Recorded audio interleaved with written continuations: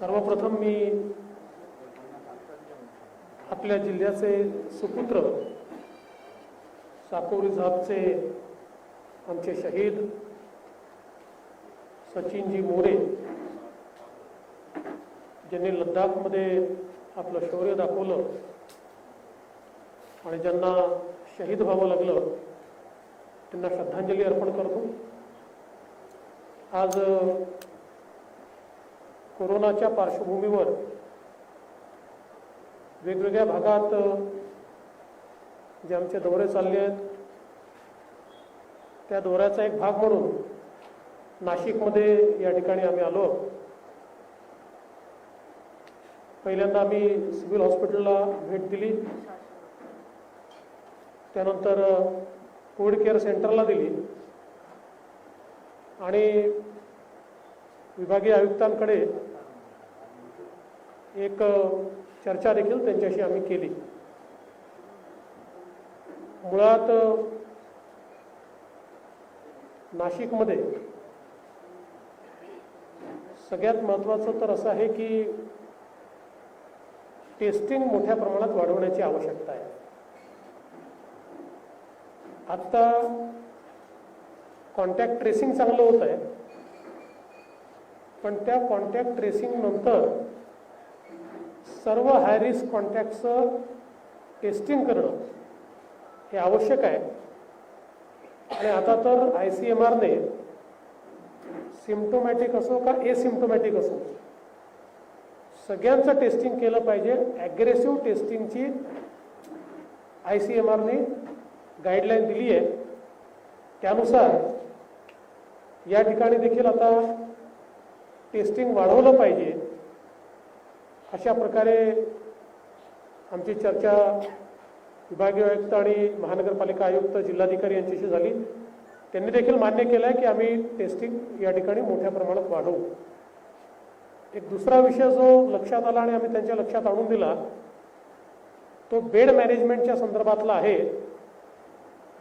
Dashboard आम्ही त्यांचं बघितलं, डॅशबोर्ड चांगलं तयार केलं आहे, तथापि अनेक नागरिकांच्या आताही तक्रारी या मिळतात की आम्हाला बेड्स मिळत नाही आणि विशेषतः जे काही आपले टेस्ट होतात त्या टेस्टचे रिपोर्ट जे आहेत हे तात्काळ आले पाहिजे।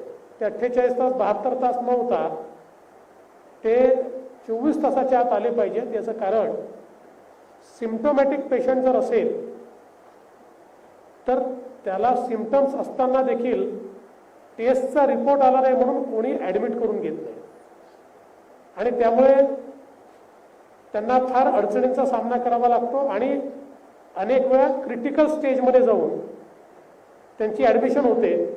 2-3 दिवस गेले तर तो एक प्रकारचा गोल्डन पिरियड निघून जातो आणि मग अशा पद्धतीमुळे थोडा मृत्यूदर वाढण्याची देखील शक्यता असते आणि म्हणून कुठल्याही परिस्थितीमध्ये 24 तासात तो रिपोर्ट आलाच पाहिजे अशा प्रकारचंही मी विनंती त्या ठिकाणी त्यांना केली आहे त्या व्यवस्था करण्याची। त्यासोबत जे प्रायव्हेट हॉस्पिटल्स आहेत यांच्या बिलांच्या संदर्भातला जो मुद्दा आहे तो अत्यंत महत्त्वाचा आहे। त्यामध्ये एक गोष्ट देखील खरं म्हणजे राज्य सरकारला बदलण्याची आवश्यकता आहे। राज्य सरकारने जो काही बिलांच्या कॅपिंगच्या संदर्भात GR काढलाय त्या GR मध्ये बिलात काय घेता येईल याची यादी छोटी आहे आणि काय घेता येणार नाही याची यादी मोठी आहे आणि त्याचाच गैरफायदा मोठ्या प्रमाणात खाजगी हॉस्पिटल्स घेत आहेत आणि मग प्रत्येक पेशंटला 5-5, 10-10 PPE किटचा चार्ज लावून टाकायचा, मेडिसिनचे वेगळे चार्जेस लावायचे। अशा प्रकारे खाजगी हॉस्पिटल्समधनं खूप मोठ्या प्रमाणात तक्रारी येत आहेत। त्यामुळे त्याचं आता महापालिका आयुक्तांनी सांगितलं की आम्ही ऑडिट सुरू केलं आहे, पण केवळ ऑडिट करून चालणार नाही, ऑडिट तर करावंच लागेल, पण GR मध्ये देखील सरकारला सुधारणा करावी लागेल आणि ही जी एनोमॉली तयार झाली आहे एक्सक्लुजन म्हणजे काय घेता येणार नाही याची जी खूप मोठी यादी दिली आहे ती यादी नॅरो करावी लागेल आणि त्याच्याही संदर्भात काय घेता येईल आणि काय घेता येणार नाही याची स्पष्टता ही अधिक मोठ्या प्रमाणात आणावी लागेल, ती देखील या ठिकाणी येताना दिसत नाहीये. आता जे काही कोविड केअर सेंटर आहे त्याच्या समोर जे सेंटर तयार होत आहे त्याला देखील आम्ही भेट दिली आणि मला असं वाटतं की अशा प्रकारच्या व्यवस्थेची आवश्यकता पडेल. याचं कारण साधारणपणे विशेषतः ऑक्सिजनेटेड बेड्स हे अत्यंत महत्त्वाचे आहेत. यांची संख्या ही वाढवावी लागेल आणि येत्या काळामध्ये कोरोनाचा मुकाबला जर करायचा असेल तर मास टेस्टिंगच्या माध्यमातून आणि कॉन्टॅक्ट ट्रेसिंगच्या माध्यमातून सेग्रिगेशन करणं, जे एसिम्प्टोमॅटिक आहेत पण पॉझिटिव्ह आहेत त्यांचं मॅनेजमेंट करणं आणि जे सिम्प्टोमॅटिक आहेत आणि ज्यांना विशेष शुश्रूषाची आवश्यकता आहे त्यांच्या व्यवस्था करणं, हे मोठ्या प्रमाणात केलं तरच यातनं आपण बाहेर पडू शकू. विशेषतः काही वस्त्या अशा आहेत की जिथे जास्त प्रमाणात आपल्याला पेशंट सापडतात. या ठिकाणी जे काही व्यवस्था आपण केलेल्या आहेत त्या व्यवस्था अधिक टाईट आपल्याला कराव्या लागतील आणि तिथलं टेस्टिंग, कारण आता अँटीजेन किट या मिळालेल्या आहेत, मोठ्या प्रमाणात उपलब्ध होत आहेत. अँटीजेन किटमध्ये अर्ध्या तासामध्ये त्याचा रिपोर्ट मिळतो. तर अशा प्रकारे ज्याला कंटेनमेंट झोन आपण म्हटलेला आहे त्या कंटेनमेंट झोनमध्ये स्ट्रिक्टली सगळे कॉन्टॅक्ट जे आहे यांचं ॲटलिस्ट अँटीजेन किटने तपासणी केली पाहिजे, तरच हे जे हॉटस्पॉट आहेत त्या हॉटस्पॉटमधनं बाहेर येता येईल. यासोबत मी काही तक्रारी प्राप्त झाल्या होत्या त्याच्याही संदर्भात सांगितलं की काही ठिकाणी अशा तक्रारी होत्या की जे काही क्वारंटीन सेंटर्स तयार झाले आहेत तिथे जेवण योग्य प्रकारे मिळत नाही आहे, तर तेही सुधारलं गेलं पाहिजे. अशा प्रकारे मी त्याही संदर्भात निवेदन केलेलं आहे आणि मला असं वाटतं की नाशिक आत्ता एका क्रिटिकल स्टेजमध्ये आहे. एकीकडे वाढत आहे पण ते आपल्याला मॅनेज करता येऊ शकतं आणि त्याकरता थोडा प्रोएक्टिव्ह रोल हा अधिक करावा लागेल. प्रशासनाची तयारी प्रोएक्टिव्ह रोलची दिसली पण ती खरोखर आपल्याला जमिनीवर देखील दिसली पाहिजे आणि त्या दृष्टीने मला असं वाटतं की येत्या काळात मोठ्या प्रमाणात ही ऍक्टिव्हिटी ही प्रशासनाला करावी लागेल.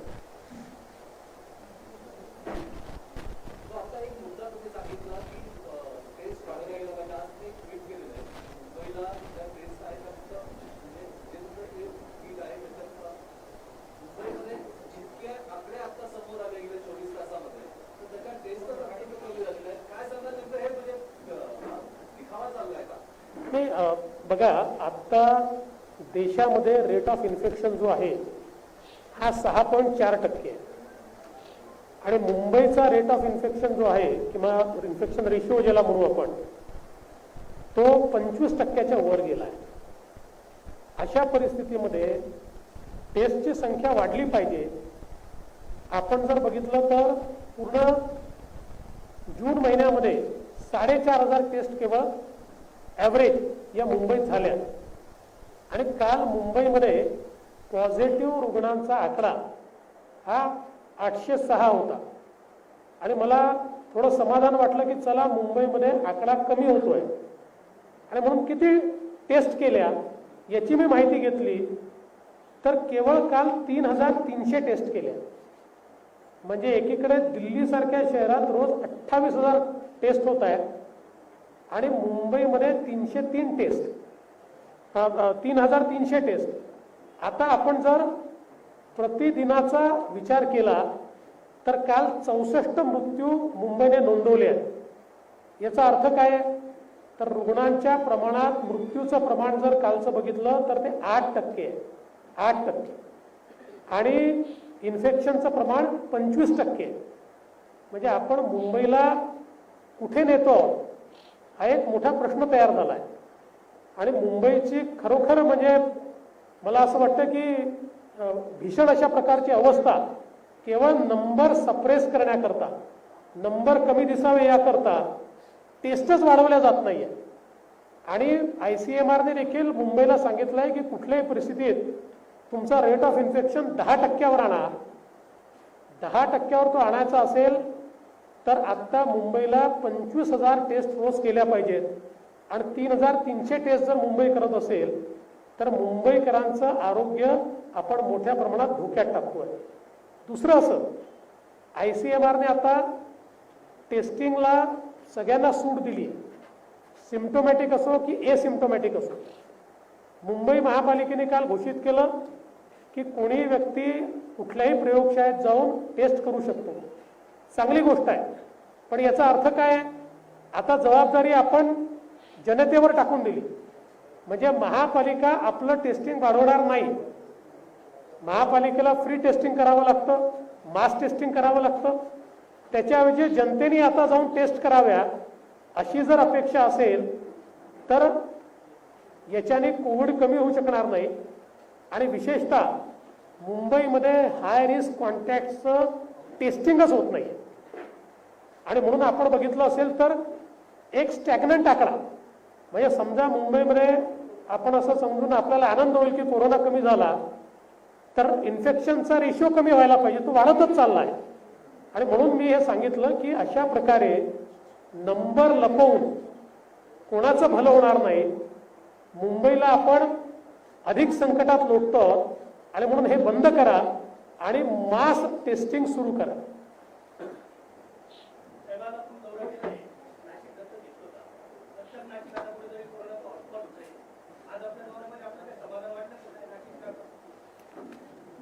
सध्या समाधान वाटायची परिस्थिती कुठेच असू शकत नाही.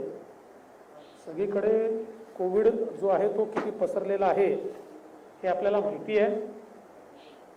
इथे प्रयत्न अजून करण्याची आवश्यकता आहे आणि म्हणूनच मी पहिल्यांदा सांगितलं की काय काय प्रयत्न नाशिकमध्ये अधिक केले पाहिजे ते प्रशासनापर्यंत पोहोचण्याचं काम देखील केलं. एक गोष्ट मात्र मला या ठिकाणी सांगायची वाटते की राज्य सरकारने महानगरपालिकांना मदत केली पाहिजे. याचं कारण असं आहे की आपल्या इथे आरोग्य व्यवस्था राज्य सरकारकडे आहे आणि आता त्याचं सगळं मॅनेजमेंट जे आहे त्याची सगळी जबाबदारी ही महानगरपालिकांवर येऊन पडली आहे. मी आता महापौरांना विचारलं की नाशिक महानगरपालिकेला राज्य सरकारकडनं आतापर्यंत किती अनुदान मिळालं. त्यांनी सांगितलं 20 लाख रुपये अनुदान मिळालं, केवळ 20 लाख रुपये. अशी लढाई कशी लढता येईल? आणि म्हणून राज्य सरकारनेही महानगरपालिकांना मोठ्या प्रमाणात अनुदान दिलं पाहिजे असं माझं मत आहे.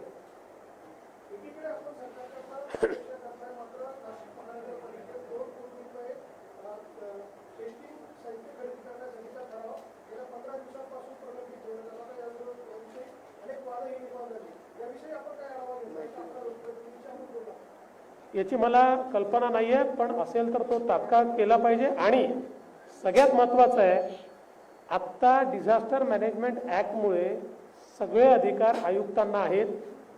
कुठल्याही प्राधिकरणाच्या मान्यतेची आवश्यकता नाही. डायरेक्ट आयुक्त आपल्या अधिकारात खरेदी करू शकतात. अगदी आवश्यकता पडली तर विना टेंडर खरेदी करू शकतात. आणि मी आयुक्तांची चर्चा केली त्यावेळेस त्यांनी मला अशा प्रकारे कुठली बाब लक्षात आणून दिलेली नाही.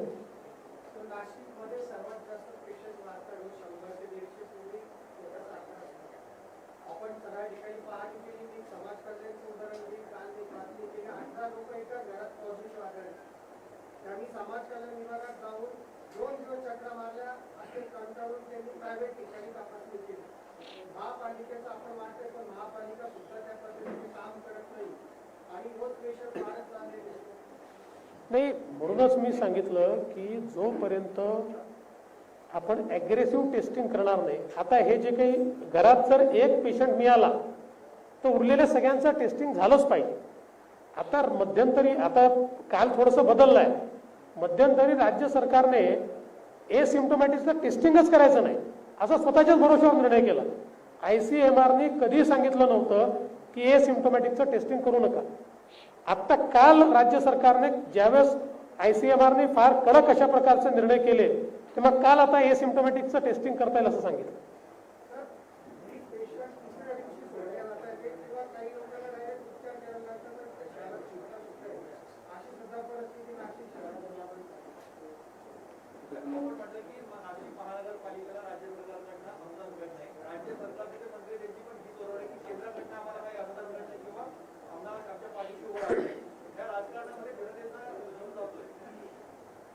केंद्र सरकारने राज्याला किती पैसे दिले याची आकडेवारी मी मांडली, त्याची पुस्तिका मी छापली. त्याचं उत्तर एकही मंत्री देऊ शकला नाही, कारण ते आलेले पैसे आहेत. पण तीच परिस्थिती नाशिक महानगरपालिकेची आहे. समजा राज्य सरकारने पैसे दिले असतील तर मंत्र्यांनी सांगावं आम्ही इतके पैसे दिले, नाही दिलेले. त्याच्यामुळे आत्ता जे सरकारमध्ये आहे त्यांनी राजकारण करायच्या ऐवजी त्यांनी आता कोरोनाच्या संदर्भात एकत्रित लढाई कशी लढता येईल हा प्रयत्न केला. खासगी टेस्टिंगसाठी 2200 आणि 2800 रुपयाचा दर ठरलेला आहे. हॉस्पिटलमध्ये टेस्टिंग असेल तर 2200 रुपये घेतले जातील आणि जर घरी घ्यायचे तर 2800. पण मात्र हॉस्पिटलमध्ये करून सुद्धा 2800 रुपये आकारले जातात आणि हॉस्पिटलला कुठलाही कंट्रोल असा नाही. आपण जे आता सांगितलं ते मला देखील कोणीतरी लक्षात आणून दिलं. या बैठकीत मी तो विषय मांडला आणि मी विभागीय आयुक्त, कलेक्टर आणि कमिशनर या तिघांनाही सांगितलं आहे की याचंही चेकिंग झालं पाहिजे. कारण नाशिकमध्ये अशाही काही मला देखील तक्रारी मिळाल्या की टेस्टिंगचे जे काही दर ठरलेले आहेत त्यापेक्षा जास्त आकारणी ही काही ठिकाणी झालेली आहे.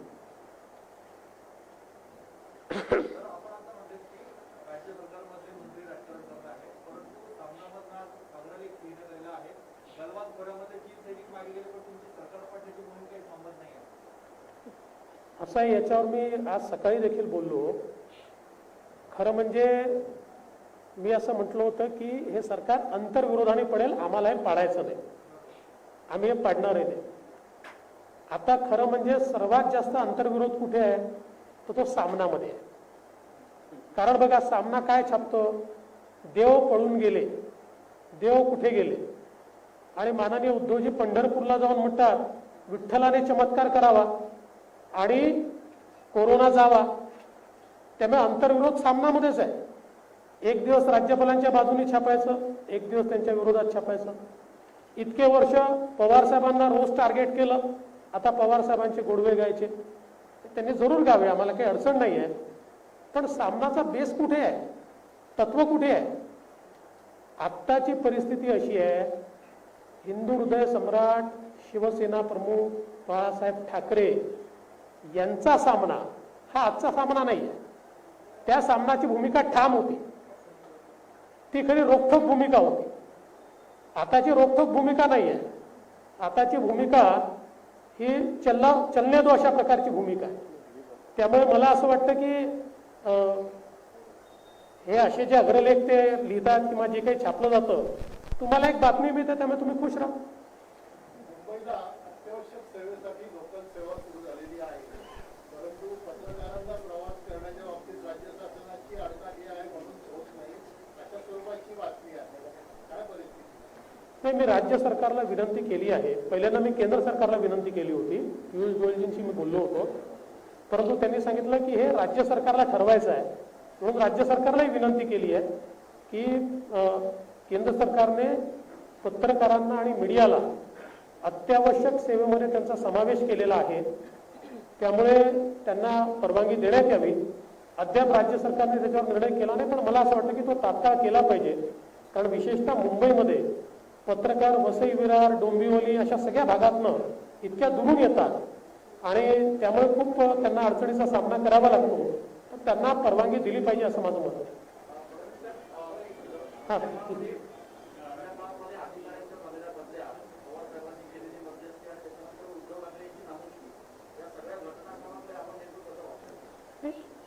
असं आहे की हे जो काही सगळा घटनाक्रम आहे हा कुरघोडी आणि संवादहीनता आहे.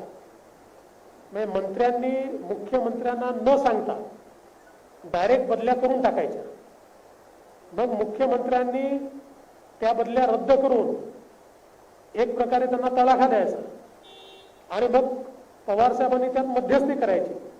यात प्रॉब्लेम काय होतो की अधिकाऱ्यांमध्ये एक प्रकारे बेशिस्तपणा वाढतो, इनसबऑर्डिनेशनची परिस्थिती निर्माण होऊ शकते. कारण कोणाला जर असं वाटलं की आम्ही आमची बदली करून घेऊ शकतो किंवा कोणाला वाटलं आम्ही ती थांबवू शकतो, तर अशा परिस्थितीमध्ये वरिष्ठांचं ऐकलं जाईल अशी परिस्थिती नसते.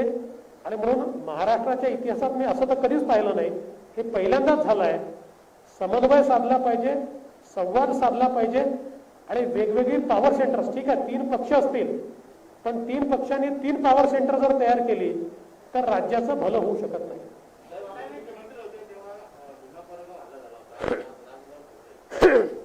मी काल रात्रीच त्या संदर्भात ट्विट करून मी त्याचा निषेध देखील केला. मी स्वतः जॉईंट सीपींशी बोललो रात्री, त्यांना सांगितलं की तात्काळ जे काही आरोपी आहेत त्यांना पकडलं पाहिजे. मी दादासाहेब आंबेडकर यांच्याशी देखील रात्री चर्चा केली आणि त्यांच्याकडे काही CCTV फुटेज आहे ते त्यांनी दिलेलं आहे. मला विश्वास आहे की लवकरात लवकर हे गुन्हेगार पकडले जातील आणि अशा प्रकारे जे विकृत काम करतात त्यांना कडक शिक्षा झाली पाहिजे, तात्काळ झाली पाहिजे अशी आमची मागणी आहे. चला धन्यवाद.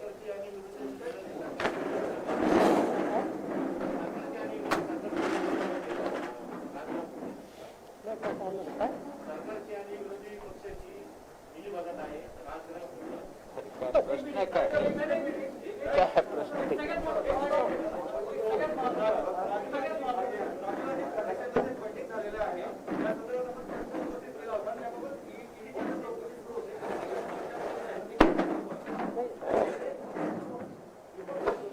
त्या संदर्भात अतिशय स्पष्ट अशा प्रकारचे पुरावे समोर आल्यामुळे आपण मागच्या काळात बघितलं असेल कशा प्रकारचं फंडिंग झालंय.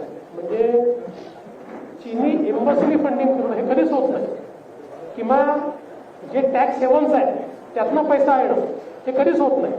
आणि म्हणून आता हे सगळे पुरावे प्राप्त झाल्यामुळे या ठिकाणी ही ईडीची चौकशी केली जाते.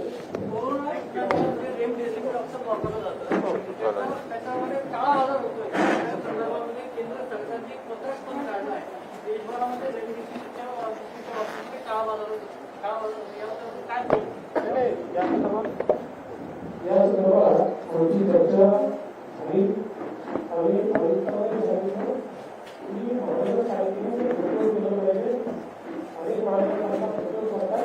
आणि